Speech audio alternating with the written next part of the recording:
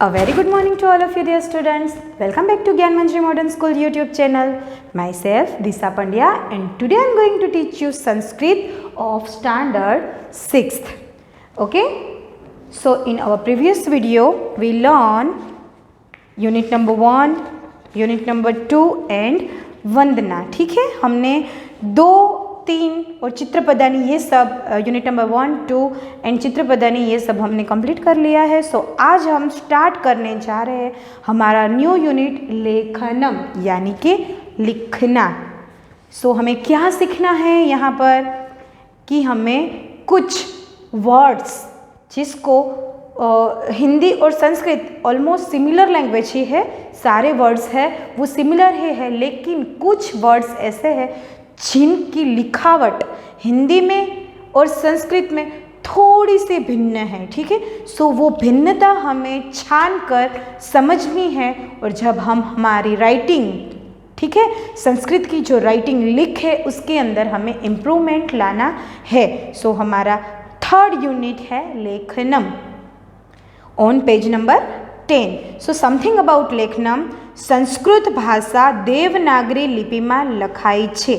દેવનાગરી લિપિ એ એક પ્રકારની લિપિ, ठीक है, लिखना जो लिखी हुई लैंग्वेज होती है उसे क्या बोलते हैं, लिपि.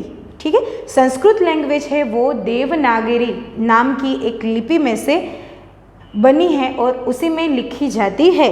આપણી માતૃભાષાની લિપિ દેવનાગરી લિપિમાંથી જ લેવામાં આવી છે. આપણી માતૃભાષા કઈ છે, ગુજરાતી. ठीक है, सो ये जो संस्कृत लैंग्वेज है वो जिस देवनागरी लिपि में से ली गई है उसी में से हमारी मातृभाषा यानी कि गुजराती भी ली गई है. इसीलिए संस्कृत के कुछ वर्ड्स गुजराती के कुछ वर्ड्स सिमिलर है, मिलते जुलते हैं. ठीक है, શિરોરેખાને બાદ કરતા કેટલાક મૂળાક્ષરો દેવનાગરી લિપિની જેમ જ લખાય છે. શિરોરેખા मीन्स जो हिंदी और संस्कृत लैंग्वेज में जो ऊपर एक लाइन खींची जाती है, लिख लेने के बाद में जो लाइन खींची जाती है उसे क्या बोलते हैं, शिरोरेखा. शिरोरेखा जो ऊपर खींची गई लाइन है उसे क्या कहते हैं, शिरोरेखा. उसको माइनस करके अगर हम संस्कृत या हिंदी भाषा में से वो जो लाइन है उसे माइनस कर दे तो जो वर्ड्स है वो कुछ गुजराती भाषा और संस्कृत भाषा के सिमिलर है. ऑलराइट, જેથી તેનો પરિચય કેળવવો મુશ્કેલ નથી. उसी के कारण हमें उसका इंट्रोडक्शन मिल जाता है कि भाई ये क्या लिखा है. संस्कृत पूरी अलग डिफरेंट लैंग्वेज है. ठीक है, अगर हम बोल ना पाए संस्कृत में लेकिन हम पढ़ ज़रूर सकते हैं. क्यों? क्योंकि ये जो लैंग्वेज है वो सिमिलर जो हम पढ़ ही चुके हैं या तो हिंदी में या तो गुजराती में. કેટલાક મૂળાક્ષરોના વળાંકોમાં થોડીક ભિન્નતા જોવા મળે છે તે સમજીએ. મૂળાક્ષરો मीन्स वर्ड्स, अल्फ़ाबेट्स, राइट.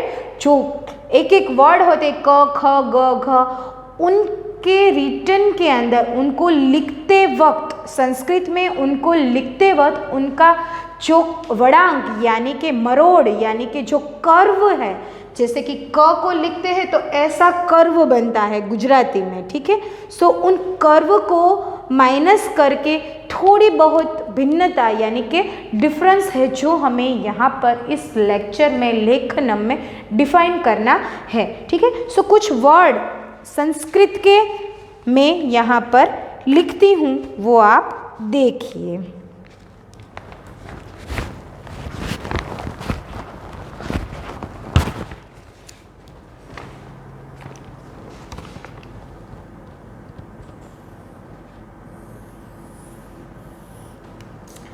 ठीक है, और इसको बोलते हैं शिरोरेखा.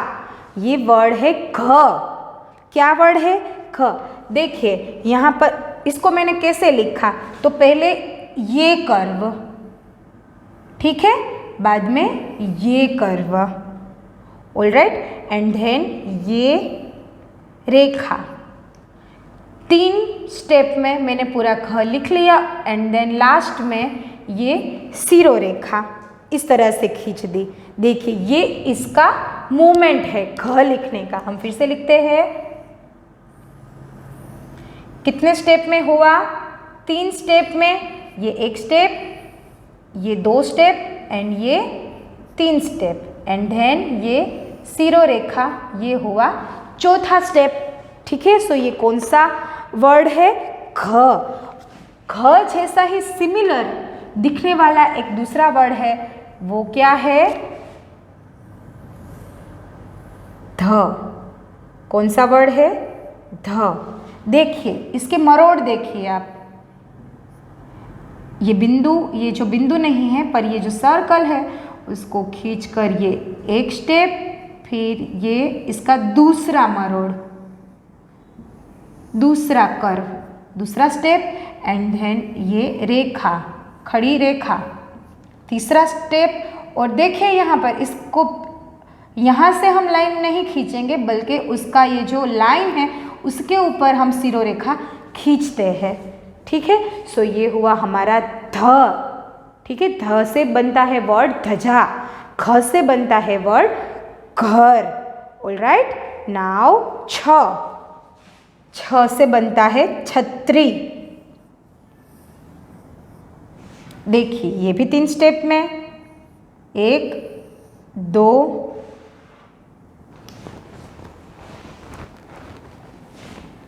यहाँ पर कोई स्टैंडिंग लाइन नहीं है। ठीक है, सो इसका तीसरा स्टेप कौन सा होगा? ऊपर खींची हुई सिरोरेखा। सिरोरेखा खींचने के लिए हमें इसे एक छोटी सी लाइन बनाकर, खड़ी लाइन, हम ऐसे सिरोरेखा खींचते हैं, जो हमारा हो गया तीसरा। ठीक है, ये मैंने लिख लिया। अभी मैं जो लिख रही हूँ उसे ध्यान से देखिए ताकि आप भी उसी तरह से लिख पाइए। ये एक स्टेप, ये दूसरा स्टेप, इसके ऊपर एक रेखा एंड देन सिरोरेखा, ये बन गया हमारा छ। ठीक है, नाउ ल। ल हम कैसे बनाते हैं देखिए आप यहाँ पर। पहले एक छोटी सी, जो वर्ड्स के पास में स्टैंडिंग लाइन आ जाती है, ऐसी रेखा आ जाती है, ठीक है, सो सिरोरेखा हम ऐसे खींच देंगे ऊपर ही उसको टच करके। ठीक है, सिरोरेखा वाले, ये जो स्टैंडिंग लाइन वाले, खड़ी रेखा वाले जो वर्ड्स है उसके पीछे तो हम ऐसे ही सिरोरेखा खींच देंगे। लेकिन कुछ वर्ड ऐसे भी होते हैं जिनके बाजू में, जिनके बगल में सिरोरेखा नहीं आती, जैसे कि छ, तो उनके ऊपर सिरोरेखा यानी कि ये जो ऊपर की ये जो लाइन है उसे खींचने के लिए हमें एक छोटी सी डंडी बनानी पड़ती है जिसके ऊपर हम ये सिरोरेखा बना सके। जैसे कि देखिए यहाँ पर हमने छ के ऊपर लगाई थी, वैसे ही एक लाइन दूसरे वर्ड ल के पास में भी आएगी। ठीक है, 2 टाइप के वर्ड होंगे, या तो रेखा वाले या तो रेखा बगैर के। तो जिसके अंदर रेखा है वहाँ पर तो कोई दिक्कत नहीं है, आपको सिर्फ लाइन ही खींच लेनी है। लेकिन जहाँ पर ये छोटी डंडी नहीं है और बड़ी रेखा बाजू में नहीं लगाई गई है, वहाँ पर आपको छोटी सी लाइन खींचकर ऊपर सिरोरेखा बना देनी है। सो वैसा ही एक वर्ड है ल। ल कितने स्टेप में बनता है? वो भी 3 स्टेप में बनता है, लेकिन उसको बनाने से पहले हमें ये छोटी रेखा खींच लेनी पड़ेगी, ये छोटी रेखा खींच लेनी पड़ेगी। ठीक है, बाद में हम क्या करते हैं, पहले हम ऐसे एक मरोड़ बनाते हैं मिनी हार्ट शेप का, एंड देन दूसरा, ये थोड़ा छोटा रहेगा, ये थोड़ा उससे बढ़ जाएगा। ठीक है, सो ये हुआ हमारा पहला मरोड़। ठीक है, ये हुआ हमारा दूसरा मरोड़, और ये जो डंडी हमने खींची है उसके ऊपर हम जो हमारी लाइन बनाएंगे सिरोरेखा, ये हो गया हमारा ल। ठीक है, देखिए यहाँ पर मैं डायरेक्ट बनाती हूँ। पहले हम छोटी सी लाइन खींचेंगे, उसके बाद में हम ऐसा एक हार्ट जैसा शेप बनाएंगे, हाफ हार्ट वाला, उसके ऊपर से हम एक छोटा शेप बनाएंगे। देखिए ये ब्रोकन हार्ट है, ब्रोकन हार्ट जैसा ये जो वर्ड बना उसको क्या बोलते हैं? ल। क्या बोलते हैं? ल। ऐसे हम हमारा ल बनाएंगे। ठीक है, नाउ च। देखिए ये ध एंड घ एंड ध सिमिलर है, वैसे ही छ और ल का जो बनावट है, उनको लिखने की जो स्किल है वो भी थोड़ी सी सेम है। वैसे ही 2 वर्ड है झ एंड ज। ठीक है, तो वो हम यहाँ पर लिखते हैं।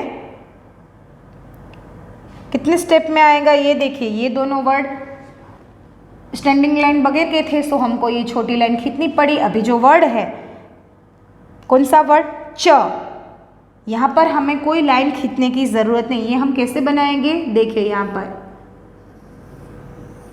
आ गई हमारी लाइन। कितने स्टेप्स हुए, ये 1, ये 2 एंड ये 3। यहाँ पर ऑलरेडी हमारे पास स्टैंडिंग लाइन है, सो हम यहाँ पर सिरो रेखा बना देते हैं। बन गया हमारा च। ठीक है, ऐसे ही आपको भी बनाना है। देखिए पहले एक तिरछी आड़ी लाइन, उसके बाद में राउंड शेप हाफ कर्व खड़ी लाइन एंड ये हमारा बन गया च। ठीक है, ये थोड़ा गलत लगेगा लिखने में। प्रॉपर च कैसे लिखेंगे, जहाँ पर ये जो लाइन है उसी से अटैच करके हमें कर्व निकालना है, इस तरह से। ये हमारा बन गया परफेक्ट च। ठीक है, नाउ झ। ये देखिए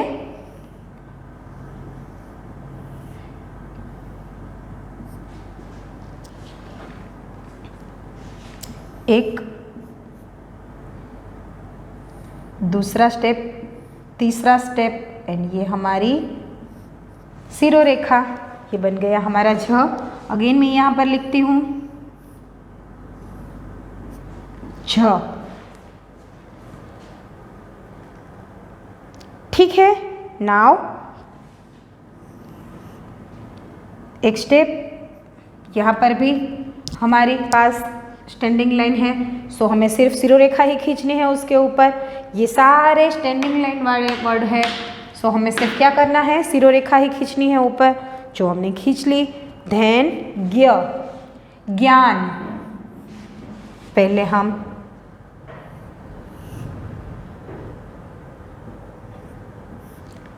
ये क्या वर्ड बन गया, ज्ञ, जो हम इस्तेमाल करते हैं ज्ञान के लिए। ठीक है, पहले हमने क्या बनाया था, ये कव, देन ये कव, देन ये एंड देन सिरो रेखा। ठीक है, ये सारे हमारे कव के स्टेप्स है जो आपकी बुक में भी दिए हैं, देखिए यहाँ पर। ठीक है, ये हमें क्या दिखा था कि ये वर्ड हमें कैसे लिखना है। अगर आप कव के ऊपर कव की मात्राएं देखेंगे तो आपको पता चल जाएगा कि ये हमें कैसे लिखने हैं। जैसे कि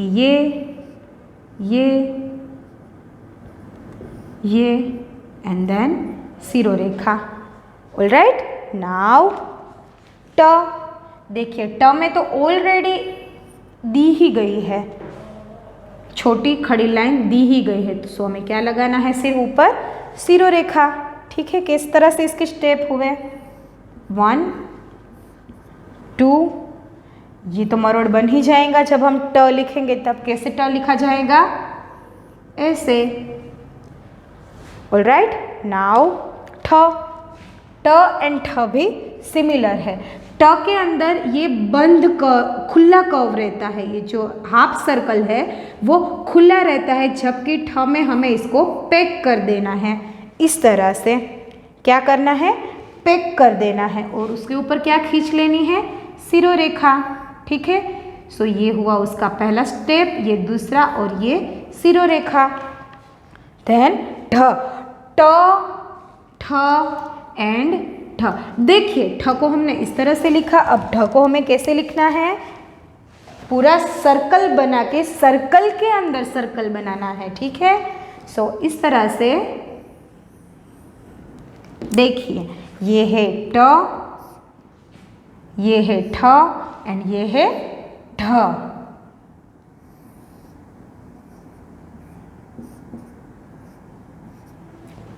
हो गया हमारा ढ।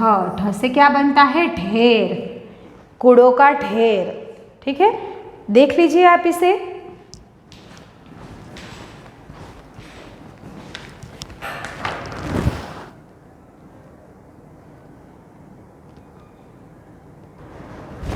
ओके स्टूडेंट्स, अभी हमें नेक्स्ट पेज पर दिए गए हैं कुछ और वर्ड्स की लिखावट यहाँ पर सीखनी है। जैसे कि हमारा पहला वर्ड है द। देखिए यहाँ पर द कैसे, मैंने कर्व्स के साथ उसको कैसे लिखते हैं ये सारे वर्ड्स में दिखा दिया है। अब मैं आपको दिखाऊंगी कि हमें नॉर्मली इसे किस तरह से स्टार्ट करके पूरा वर्ड कैसे हम लिखेंगे। तो सबसे द लिखने के लिए सबसे पहले हम छोटी डंडी बनाएंगे, बाद में एक हाफ सर्कल एंड देन सिरो रेखा, ये बन गया हमारा द। ठीक है, देन प बनाने के लिए भी हम इसी तरह से और दोनों स्टार्टिंग पॉइंट को जॉइंट करती हुई एक सिरो रेखा। प की तरह ही लिखा जाने वाला दूसरा वर्ड है श। ठीक है, सो इसको भी हम ऐसे ही लिखेंगे और बीच में एक स्लैंटिंग लाइन खींच देंगे और बाद में इनको जोड़ती हुई एक सिरो रेखा। उसी तरह से फ, तो फ कैसे लिखा जाएगा, फ एंड क दोनों सिमिलर जैसे लगने वाले वर्ड है जिनका प्रोनाउंसिएशन और मीनिंग भी अलग अलग है। सो फ लिखा जाएगा ऐसे। ठीक है, नाउ ण, सो इसको भी हम कुछ ऐसे लिखेंगे कि पहले हम half curve, then standing line और उसको जोड़ती हुई एक सिरो रेखा। ठीक है, ये देखिए उसके कर्व के स्टेप्स दिए गए हैं यहाँ पर कि हमें कैसे लिखना है। अब आपको ये क्वेश्चन माइंड में आता होगा कि भाई हम 6th स्टैंडर्ड में पढ़ रहे हैं, हमें इंग्लिश, गुजराती, हिंदी अच्छे से पढ़ना और लिखना आता है, फिर ये मेहनत किस लिए? क्योंकि हिंदी और संस्कृत और गुजराती लिखने में थोड़ी डिफरेंट है। सो अगर आप ये डिफरेंट डिफाइन कर लेंगे और अगर आपने पेपर, ये लैंग्वेज है, राइट, ये एक लैंग्वेज है। सो लैंग्वेज का पेपर जब हम लिख रहे होते हैं तब उसका मार्किंग आपके हैंडराइटिंग के, आपकी लिखने की शैली से पता चलेगा हमें कि हमें आपको कितने मार्क्स देने हैं। अगर आपकी लिखावट सच्ची होंगी, अच्छी होंगी तो आपको ज़्यादा मार्क्स मिलेंगे। ठीक है, सो लिखना कैसे लिखना है ये जानना बहुत ही ज़रूरी है। ठीक है, नाउ व, सो व को हम कैसे लिखेंगे, इस तरह से। हमारे पास ऑलरेडी व के शब्द में स्टैंडिंग लाइन है, सो हम यहाँ पर सिरो रेखा खींच देते हैं। ठीक है, व जैसा ही लिखा जाने वाला दूसरा वर्ड कौन सा है, ब। सो यहाँ पर हमें सिर्फ एक श की तरह स्लैंटिंग लाइन ही करनी है। ठीक है, देखिए अभी आप ध्यान से देखिए कि मैं क किस तरह से लिखती हूँ। ज़्यादातर बच्चे ऐसे करके क लिख देते हैं। ठीक है, ऐसे नहीं, ऐसे क नहीं लिखा जाता। क को लिखने की एक स्पेशल टेक्निक होती है। ठीक है, पहले हम एक स्टैंडिंग लाइन खींचेंगे, देन स्टैंडिंग लाइन के बीच में से क स्टार्ट करेंगे इस तरह से। ये स्ट्रेट नहीं होगा, ये थोड़ा कर्वी होगा, कुछ इस तरह से। ये बन गया हमारा क। देखिए स्टैंडिंग लाइन, इसके बीच में से निकाल कर क हो गया हमारा क। ठीक है, इस तरह से हम क्या लिखेंगे, क लिखेंगे। फिर हम सिरो रेखा खींच देंगे। देखिए अभी क्ष लिखेंगे। हम कैसे लिखेंगे, पहले हम हाफ, देन एक लाइन, देन एक स्टैंडिंग लाइन और ये बन गया हमारा क्ष, देन र।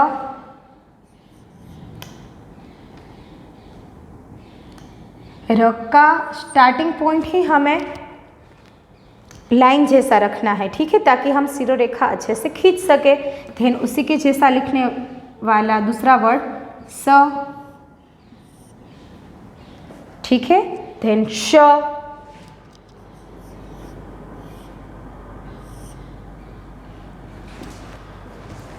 बाद में ख। ख कैसे लिखना है, देखिए आप, र, देखिए ये बन गया हमारा ख। लेकिन हमें ये जो सिरो रेखा है इसको यहाँ तक नहीं खींचनी है, ओनली हमारी स्टैंडिंग लाइन के ऊपर तक ही रखनी है। देखा आपने, क्ष में, ख में, इसी तरह से। देन य, ये बन गया हमारा य। य को प से डिफरेंट दिखाने के लिए हमें थोड़ा शार्प कर्व करना पड़ेगा। ठीक है, शार्प, देखिए यहाँ पर शार्प है, ये बन गया हमारा य। देन थ, बिल्कुल इसी तरह से, लेकिन हमें यहाँ पर एक छोटा सा गोल करना है। ये बन गया हमारा थ। देखिए इसके ऊपर से हम अगर सिरोरेखा को हटा दे तो बन जाएगा हमारा गुजराती का थ। इसके ऊपर से हटा देंगे तो बन जाएगा हमारा गुजराती का स। ठीक है, इसके ऊपर से सिरोरेखा हटा देंगे तो बन जाएगा हमारा गुजराती का श। इसी तरह से हम कह सकते हैं कि संस्कृत एंड गुजराती थोड़ी थोड़ी सिमिलर लगने वाली लिखने वाली लैंग्वेज है। ठीक है, अभी हम लिखेंगे म। इसके ऊपर से भी अगर हम सिरोरेखा हटा देंगे तो क्या हो जाएगा गुजराती का म, जो हमारे यूनिट की स्टार्टिंग में कहा गया था। अभी आप सबको इसी तरह से लिखना है, प्रैक्टिस करनी है अच्छे से। ठीक है, देखिए यहाँ पर कुछ और वर्ड्स। भ की लिखावट कैसे होगी, इस तरह से, और ऊपर सिरोरेखा। ठीक है, देन ड, एकदम सिंपल। देन ज, ये हम कैसे लिखेंगे, तो पहले हम छोटी सी डंडी खींचेंगे, देन हाफ सर्कल, देन छोटा सा र नीचे, और इनको छोड़ती हुई एक्सटेंडिंग लाइन, एंड देन सिरोरेखा। ये बन गया हमारा झ। अब हम ह लिखेंगे। देखिए यहाँ पर एक छोटा सा कर्व, एंड देन ये बन गया हमारा ह। देन त, एकदम सिंपल, जैसे कि हम गुजराती में लिखते हैं। ठीक है, ये बन गया हमारा त। ये इसकी डायरेक्शन है, हमें कैसे लिखना है। त के जैसे ही लिखेंगे हम न, देन ग एंड त्र। त्र कैसे लिखेंगे, देखिए यहाँ पर ये बन गया हमारा त्र। ठीक है, अभी हमने ये सारे जो वर्ड्स देखे वो क्या थे, व्यंजन। क्या थे, व्यंजन। अभी हम स्वरों को कैसे लिखते हैं वो देखते हैं। सो हमारा सबसे पहला स्वर है अ, देन आ, देन ई, देन बड़ा ई,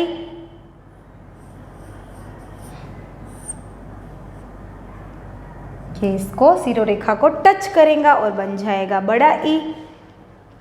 देन ऊ,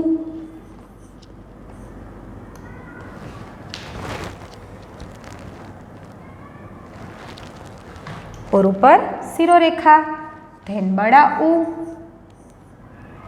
और ऊपर सिरोरेखा। ए की मात्रा, बड़ा ए,